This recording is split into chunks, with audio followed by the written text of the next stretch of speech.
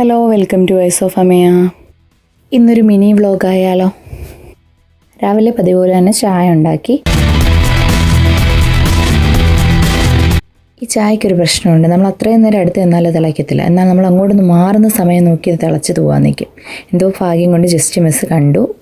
തിളച്ച് പോകുന്നതല്ല, പക്ഷെ അത് വൃത്തിയാക്കുന്നതാണ് പിന്നീട് ഏറ്റവും വലിയ ജോലി എന്ന് പറയുന്നത്. പിന്നെ നമ്മുടെ പാൽക്കാരിക്ക് പാൽ കൊണ്ട് കൊടുത്തു. അവളത് കുടിച്ചുകൊണ്ടിരുന്ന സമയം കൊണ്ട് പൂരിക്ക് കുഴച്ചു. നമ്മൾ വീഡിയോ എടുക്കാൻ ഇത്ര പ്രോ ഒന്നും അല്ലാത്തതുകൊണ്ട് എന്നും ചെയ്യുന്ന ജോലി ആയതുകൊണ്ടും വീഡിയോ പലതും മറന്നുപോയി എടുക്കാൻ. ആരെങ്കിലോടും ദേഷ്യമൊക്കെ ഉണ്ടെങ്കിൽ നമുക്ക് ഈ മാവിൽ തീർക്കാവുന്നതാണ്. അപ്പോൾ പെട്ടെന്ന് സ്മൂത്തായി വരും. പിന്നെ മടി കൂടപ്പിറപ്പായതുകൊണ്ട് തന്നെ പ്ലേറ്റിൽ വെച്ചങ്ങ് പരത്തി. അമ്മ പ്ലേറ്റിൽ തന്നെ തിരിച്ചു വെച്ച് കഴിക്കുകയും ചെയ്യാം. ആ ഒരൊറ്റ പാത്രം കഴിയാൻ മതിയല്ലോ. ആവശ്യമുള്ളത് പരത്തി പേപ്പറിലോട്ടാക്കി. അവ തമ്മിൽ ഒട്ടാതിരിക്കാൻ വേണ്ടി നമ്മളെ സഹായിക്കും. എണ്ണ വയ്ക്കുന്നതൊക്കെ എടുക്കാൻ മറന്നുപോയി. എണ്ണ ചൂടായി വന്നപ്പോൾ ഓരോന്നായിട്ട് എടുത്തിട്ടു. ഇത് വെന്ത് വരുമ്പം പപ്പടം കുത്തി വെച്ച് കുത്തിയെടുക്കാവുന്നതാണ്. ഇവിടുത്തെ പപ്പടം കുത്തിക്കൊരു പ്രത്യേകതയുണ്ട്. അതിൻ്റെ സൈഡ് കണ്ട വക്ക് ഇങ്ങനെ ഇച്ചിരി വളഞ്ഞിരിക്കും. അതുകൊണ്ട് തന്നെ നമുക്ക് പപ്പടം ഒന്നും പെട്ടെന്ന് അതിൽ നിന്ന് വഴുതി പോത്തില്ല. കഴിപ്പും കാര്യങ്ങളൊക്കെ കഴിഞ്ഞപ്പോഴാണ് പുറത്തോട്ടിറങ്ങിയപ്പോൾ ദാ നിൽക്കുന്നു പേരയ്ക്ക. എന്നാൽ പിന്നെ പറിച്ച് കളയാനായി.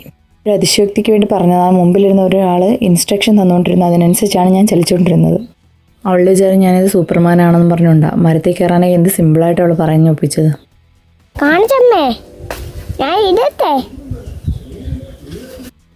താഴോട്ട് നോക്കിയപ്പോൾ പൂ ഇടർന്ന് നിൽക്കുന്നു. ഇതൊന്ന് കണ്ടാൽ നമ്മൾ പണ്ട് നെയിലായിട്ട് ഇടത്തില്ലേ, അതിൻ്റെ വാഗപ്പൂവിൻ്റെ ഒരു ടൈപ്പാണ്. ഇതിൻ്റെ പേരറിയാവുന്നവരൊന്ന് മെൻഷൻ ചെയ്ത് തരും.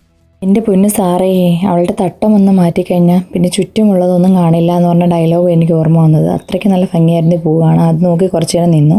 അപ്പോൾ താണ്ടടാ ബക്കറ്റിലിൻ്റെ അകത്ത് കണ്ട ഓരോ ഓന്ത് വന്ന് കിടക്കുന്നു. പിന്നെ അതിനെ എങ്ങനെ കരയ്ക്ക് കയറ്റുമെന്ന് പറഞ്ഞാൽ ആദ്യം ഒരു കമ്പിട്ട് നോക്കി, പക്ഷെ അത് കയറി വരുന്നില്ല. അതിനുശേഷം പല മാർഗ്ഗങ്ങളിലൂടെയാണ് ഞാനതിനെ പുറത്തെത്തിച്ചത്. അവസാനം വെള്ളം ചരിച്ച് കളയേണ്ടി വന്നു. ബാക്ക്ഗ്രൗണ്ട് കോറസ് കേൾക്കുന്നില്ലേ, അത് ഇവിടുത്തെ തുമ്പിയുടെ കരച്ചിലാട്ടോ. പ്രാണരക്ഷാർത്ഥം ഇത് പുറത്ത് കിടക്കുമ്പോൾ നമ്മുടെ ദേഹത്ത് ചാടി കയറുമോ അല്ലെങ്കിൽ ആക്രമിക്കുമോ എന്നൊക്കെയുള്ള ഒരു പേടി ഉണ്ടായിരുന്നു. പേടി എന്താണെന്ന് പോലും അറിയാത്തതുകൊണ്ട് 1 കിലോമീറ്റർ അപ്പുറം മാറി നിന്ന് ഒരു കമ്പ് വെച്ചാണ് ബക്കറ്റ് ഞാൻ കമത്തി കളഞ്ഞത്.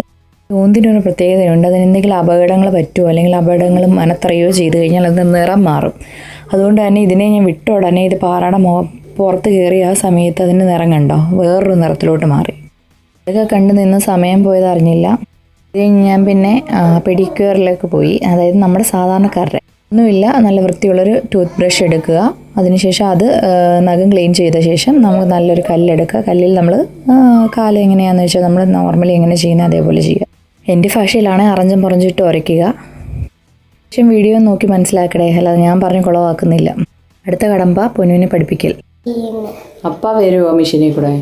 പഠിപ്പിക്കാനിരിക്കുന്ന സമയത്ത് എനിക്ക് ഒരുപാട് കാര്യങ്ങൾ അവൾ പറഞ്ഞു തരും. ഇന്ന് ATM മെഷീനിൽ നിന്ന് എങ്ങനെ ക്യാഷ് എടുക്കാമെന്നതാണ്. അപ്പോൾ ഇന്നേക്ക് ഇത്രയേ ഉള്ളൂ. എന്നെ ഈ ചെറിയ വീഡിയോ ഇഷ്ടപ്പെട്ടാൽ ഷെയർ ചെയ്യുക, ലൈക്ക് ചെയ്യുക, സബ്സ്ക്രൈബ് ചെയ്യുക.